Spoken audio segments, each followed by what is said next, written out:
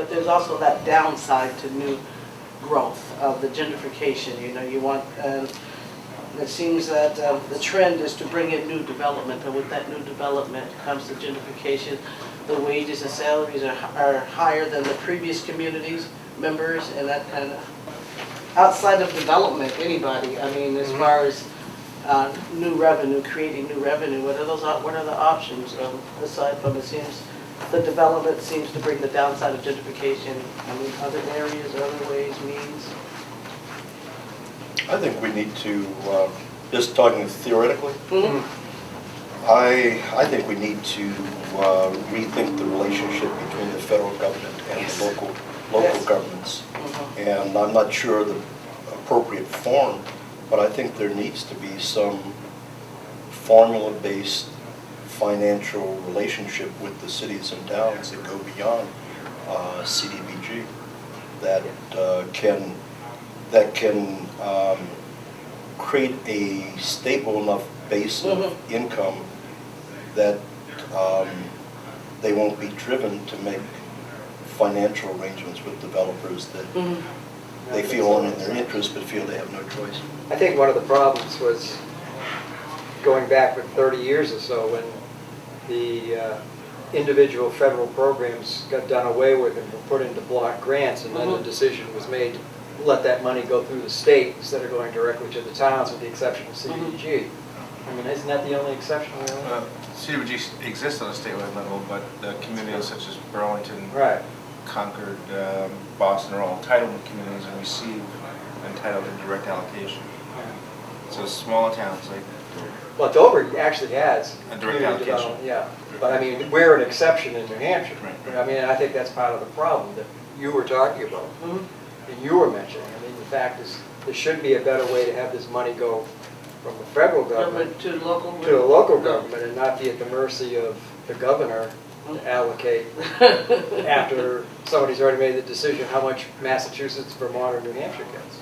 You would think that as like I said, Boston is huge, Burlington is small, you're somewhat size. I mean, when you talk about growth in communities and the problem is locating, identifying, stabilizing new funding sources, you would think that you would stop growth within your infrastructure just long enough to maintain, you know, existing services. I mean, you have existing services in a community. Yeah, we're looking for developers, and for the better part, I understand. You know, but I totally agree on the federal level. The federal government has a responsibility, and that dialogue around that, and it's amazing. I think I was especially attracted to what you said because Martin, I just love Martin, and it's well known he wasn't killed over race issues. I think he was killed because he recognized that great divide, that economic divide.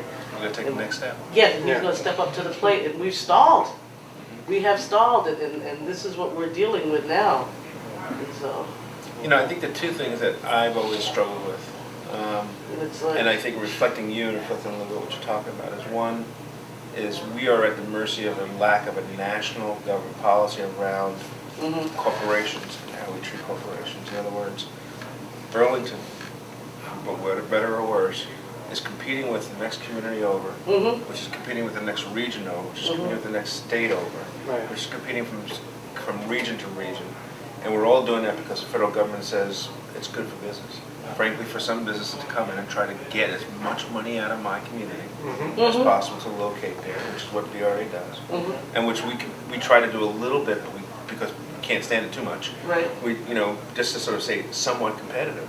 But otherwise, the corporations are going saying, "What are you going to give me? What are you going to give me?" And they do it in every community. Every community gets its arm torn off in order to give some value back and to get some value back. And frankly, that's a national issue. It's a lack of a national policy on job development that says that businesses shouldn't be allowed to go ahead and get credits and tax credits and favors and all this other stuff.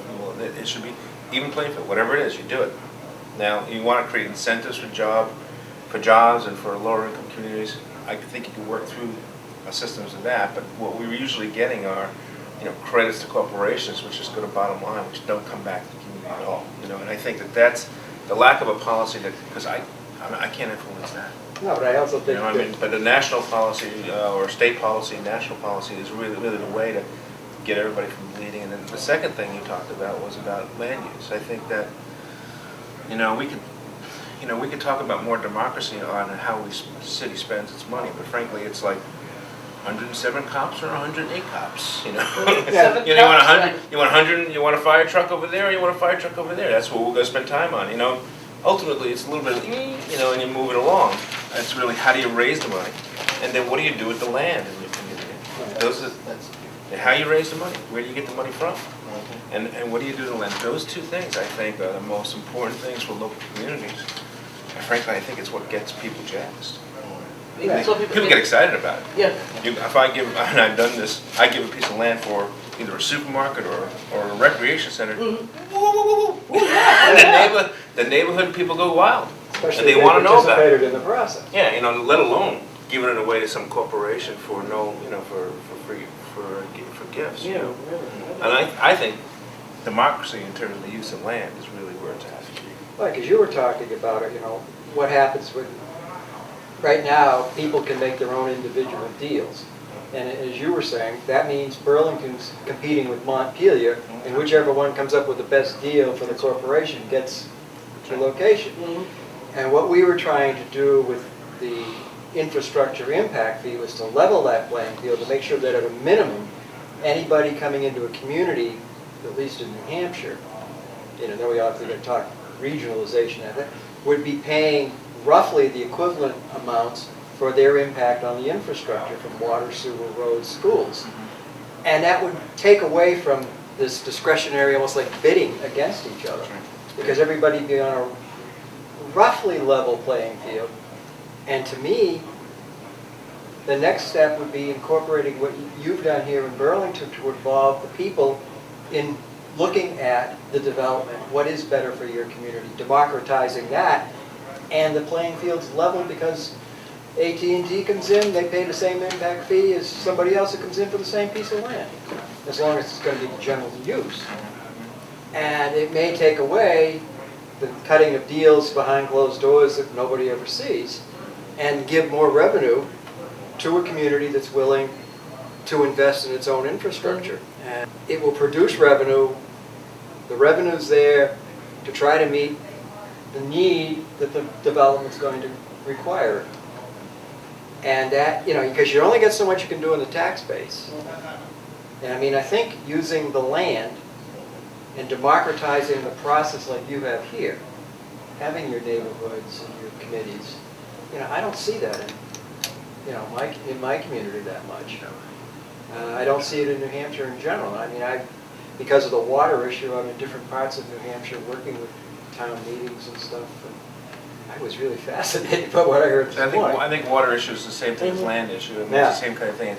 These are natural resources we have in our community, and you can't own water, but also the land that's community owned isn't owned by anybody until we give it away.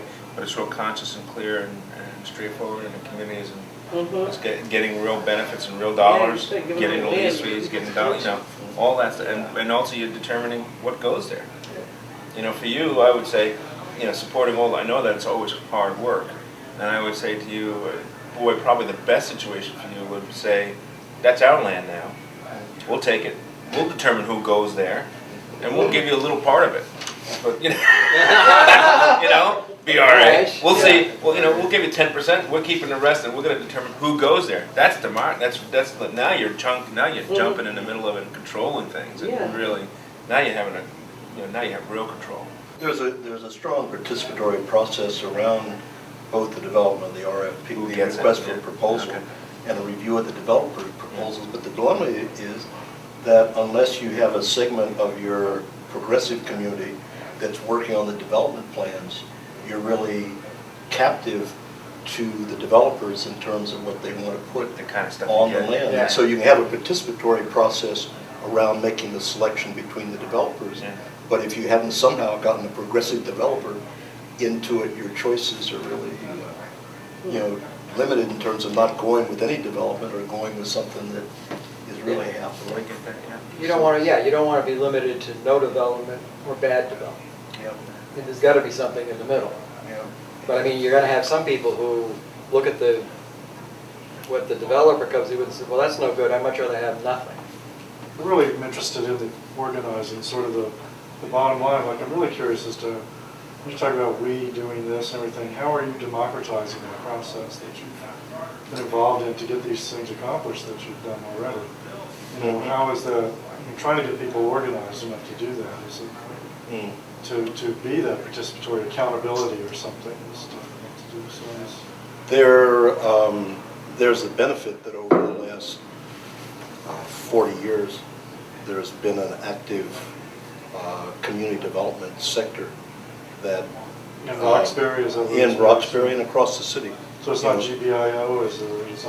GBIO is one organization. Acorn is has been doing work in Boston for about 40 years. Their City Life, Vita Urbana, has been organizing around housing issues in a set of neighborhoods, mass housing, Mass HUD Alliance, again a group of organizers who had started, and so there are different kind of organizational energies in different sectors that, to a large extent, tried to ally and work together.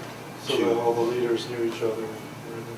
The dilemma is, and there's some creation of new life through tenant organizing. I'd say particularly through tenant organizing that tend to get new people who haven't been as involved, out and active. But to a certain extent, the dilemma is, the lack of a lot of new life, and so you've got, new people coming in as organizers, and so you tend to have an older leadership there, which is one of the reasons why we've been looking at unemployed workers, just to see if we could begin to attract people into the process who haven't been involved before around the question of the economic interests of the community, and then tied into their own situation.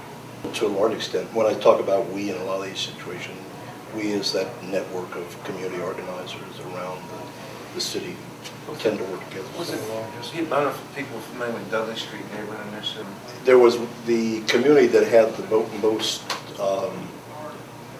open land based upon disinvestment back in '83. Had a number in the community that had the most disinvestment, and it was clear that because it was relatively close to downtown and a major transportation system, that developers were just owners were sitting on the land waiting for the next development phase to come. Some of the agencies in the area organized to set up an organization that would focus on the development of that community. An alliance was created between those neighborhood-based agencies and churches and kind of racial and ethnic groups, because there were blacks, Latinos, Cape Verdeans, and kind of an older white Eastern European population that was in the neighborhood. And so there was an alliance created between kind of the organizational representatives from those groups and the foundation that agreed to put money in for a 4-year period, to long-term funding. And so they initially hired a set of organizers to go out and identify issues that were relevant to the community and build a base. And as the base was built, they developed got some planning money and developed a plan of development for the area. And at the same time, negotiated that they would share eminent domain power with the city. The mayor was being challenged by a group in the community who wanted to set up a new town in the Black and Latin community, a new city. And so many of us feel that that is a way of buying off that drive for independence. He made an agreement with this neighborhood organization to share eminent domain power. And so they were able then to buy up land, not land with building, but where developers weren't moving forward with development.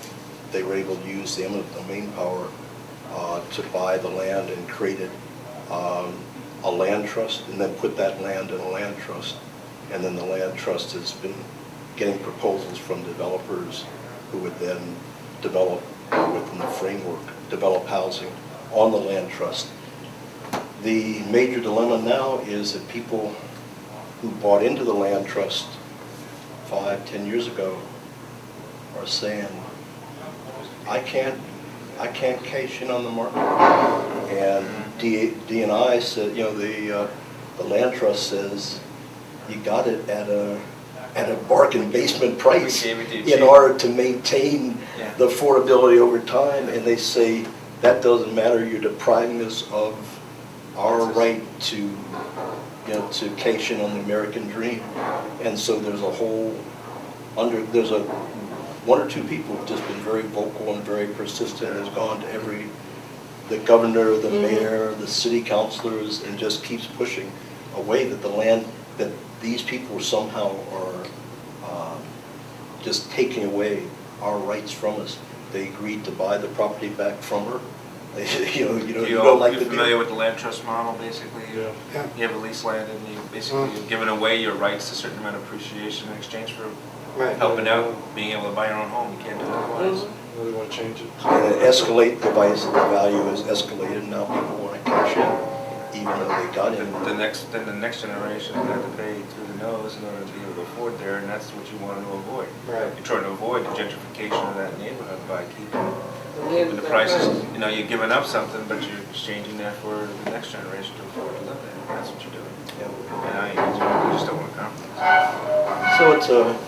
So in some ways a healthy struggle, because it really exposes the key contradiction or the tension between individuals cashing in on the changing economics and the community being able to maintain at a level where people had the opportunity because the land has been kept at the price of the housing has been kept at a more standard rate over time. I just have a thought as I was thinking, listening to you, because I think Boston, what Boston has and what Burlington has, what Dover has, I don't know. Lawrence, man. I mean, these are really different communities. I mean, it's night and day practically, and, I think probably the best thing that this group could do is to come up with an assessment tool or, a set of benchmarks of things that people could be thinking about. When I'm thinking about my community, and I'm thinking about how can I most democratize my community around a range of issues relative to financial, budget, land use, things like that, there's probably a whole pile of questions I could ask myself. And as I check them off, I could say I could do that. And they're different, they're different depending upon the size of the community. I mean, the questions are all the same, but they can apply to every community because you're asking some basic questions. And you can get through that. And that way because I don't want to prescribe what Dover has, and I'm not going to do what Concord had. We ain't going to do it. I don't think it's going to happen, Right. But there's probably a whole bunch of things that we can be doing that we could ask ourselves questions, and that'll lead us in that direction. The thing we all have in common is we all did community development block grants, don't we? Well, I'm a pastor and a former community organizer with the Linsky Cell group up in Merrimack Valley. But I think Lawrence, you're not working in Lawrence, or? I am working in Lawrence, but I'm at a church. I'm not at. Yeah, I know. We're not part of the. I'm realizing how little I know actually of the Lawrence City Council. I worked in more in Lowell when I was with the Merrimack Valley Project. I would be a bit surprised if Lawrence is getting that. Oh yeah, the federal source they're getting that quite a bit of money now, but I'm just realizing the details of this. I'm learning a lot from the way you guys are talking about this. What's the population where you're at? Oh, it's like 65, 70,000 and 12 square miles. It's very densely populated. Poor city in New England, supposedly. Oh, my goodness. Yeah, it's Lowell? Lawrence is. Lawrence. Everybody talks about Lowell as the success story. Lowell's a success because they got the poor people out of downtown, so they gentrified. And Lowell gets praised for being a success, and Lawrence hasn't been able to Everybody went to replicate that. Lawrence? Well, they went to Lawrence, yeah. Yeah. The Cambodians in Lowell just started moving to Lawrence. We always say you measure success by the income of the people in your city. And I said, no, because we have lots of poor people, a lot of pop people, and probably a lot of low-income people. This measurement is how are people being treated? What are the resources they have? What kind of housing are they living in? I mean, there are people in poverty, and you want to get people to move out of poverty, but there are people who are in poverty under any condition. It's not a question about getting them out so your numbers go up. I mean, because that's easy. You Yeah. know, Yeah. just give somebody the keys to all the houses and bulldoze them and do something And different, the right? So it's a question of how do you, Yeah. what are the social, you know, sort of the social conditions that people are living in? We have 2,500 housing units, which is social housing. All that being subsidized. All those people are poor, but the housing is good, you know, and they got a wraparound, they got services that are available to them, and they get support. They have good recreation facilities. Their lives aren't bad. Their lives are good. With the economic divide being what it is, it's to me, and it just gets kind of annoying when we sit back and we talk about moving families out of poverty. I don't think that's going to happen. I think that the federal government needs to realize that too. And that was excellent what you said. You know, we're not gauging it by the household income. It's about how they're being treated. What's and going on in their homes? you know, getting access to, you know, better qualities of life, quality education for their children, and because the economic divide is here and it's going to stay in the direction that we're going to maybe bring out the point that a way to kind of empower and uplift people to get them to want to participate in those quality of life issues there. That's You not told easy me to that. do. Yeah, I told you that. You told me that. Yeah, oh When yeah. I came to you 2 years ago and said, what am I going to do with all women in poverty in this neighborhood? And you said, empower them, give them We respect. need to empower them. We need to give that. We do. Yeah. You know, let them know that they're rich in so many other capacities, what they have to bring to the table, that they do matter, you know, and get away from the bling bling. Okay, if you're going to have your bling bling. Well, you know, I mean, just the federal government is not thinking about us, and I don't know. The other question I think that's tied into that, has the international capitalism extended its market so far that there is now a possibility of using regionalism to create a whole new locally based economy. That is, you know, we're getting our clothes from China and other places. We're getting our food from California, Florida, Arizona. We're getting this product from 2,000 miles away, another product from 3,000 miles away. With the price of oil going up, is the cost of those products beginning to reach a point where an import substitution strategy focused on worker-owned businesses, aided by monies coming in from the federal government? You did work at ICA, didn't you? Hey. I spent a few years there looking at these, but in fact we're working with them right now with our worker. But basically that, you know, that when what poverty is to a certain extent a function of the way the economy is shaped, where some are able to get jobs and others aren't. But if we could now begin to just re-examine where we're getting, what are the goods and services that we're using, where are they coming from, what is the possibilities of beginning to develop an import substitution strategy, and to now base it on democracy by using the worker cooperative model as the model for business development rather than black capitalism or some other variant on it. And from my perspective as elected official, it seems to me that that we have to move in that direction, because you can't depend on the corporations to do it. It's not in their self-interest. Government has itself so, local, state, and federal government has itself so tied up, you know, in its deals and its framework of thinking, that it seems like if we can get, you know, the people in our community to begin to think about their own desire to have more control, and then organize around that while we're doing the analysis of our regional economy, then at least we could be moving in a direction that isn't so much of a, you know, just so many built-in obstacles given the intransigence and so political and business relations. See, and I think there's something great in the states. The 50 states is a great idea, you know, in many respects, is because you really do have a chance for experimentation into governments and cultures and all these other things to sort of grow and become who they are, you know. But there's something good about, you know, maybe breaking that down a little bit and saying, what's New England going to do, you know? And if you thought about it in those terms, now you really can get regions to think more collectively and smarter. This is what you're saying, you know, smarter about how resources are used and how to do this stuff. not get into this competing, you know, all the border towns in Vermont are competing with New Hampshire. Yeah. You know, because they're scared shit, all the jobs are gonna go to New Hampshire, nobody can work there anymore, they have to go to some other state, you know, that's all that stuff. Yeah, we're competing with you, and at the other side of the state, we're competing with Maine. Yeah. And, you know, there's, you know. The regional approach would be a lot better for all of us. Well, that's what, well, the Inter-Valley Project, which, Ken Golson. yeah, and so, I mean, they're got all these organizing regional groups, Granite State, Yeah. organizing project. Right, yeah, right. So, it's like that. So they just had a meet, they just had a big, where was it, in Manchester or somewhere in Nashville? Representatives from all the states were there, dealing with regional-wide housing issues or something. 800 or 900 people that were representing from congregations, labor unions, and everything. At least 5 states. Will they stay together as a regional network? Yeah, I think so. I mean, well, Ken is now the Inter-Valley Project. Yeah.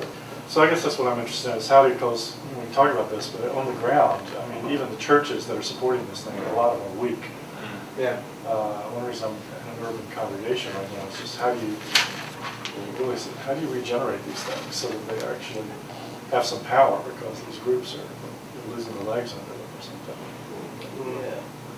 So neighborhood groups, I don't know how strong they are up here in Burlington. They're pretty, I think that, well, you know, we've organized them, but, you know, the truth is, the city's organizing them, but they sort of are on their own. People make their own, they have their own voice, you know. We figured out how to organize the neighborhood groups in a way so that they're still fairly viable in terms of their voice and their opposition to even the things that we propose. yeah, And after, so the same department still is able to do that. Mhm. There's, you know, maybe it's just another director or another mayor will say, let's kill those things. yeah, that would be the. Our mayor says, hey, you know, oh well, you know, I guess we're wrong on that one. You know, let's do something else, you Well, know. I just want to add to that, but in the more, I mean, in the richer neighborhoods though, I mean, even though, you know, I think it's really important that the city helps organize, but they're, you know, they're more articulate and more resourceful, and so, That's right. I mean, they kind of work behind the scenes and get their voices heard or their points made, or, you know, what their expectations are, but I think that as far as the wards 2 and 3, the low-income communities, I think that we should be pretty thankful that CEDO or City Hall is leading that parade and organizing people to go out there and be that voice and pass out information to educate. Because I don't think that they would do it by themselves, the majority, enough to the point where they are validated and what they think really matters. Because again, it just kind of still comes back to, you know, the low border turnout, which is, you know, common themes in the poorer communities. It's not taking place, and it should.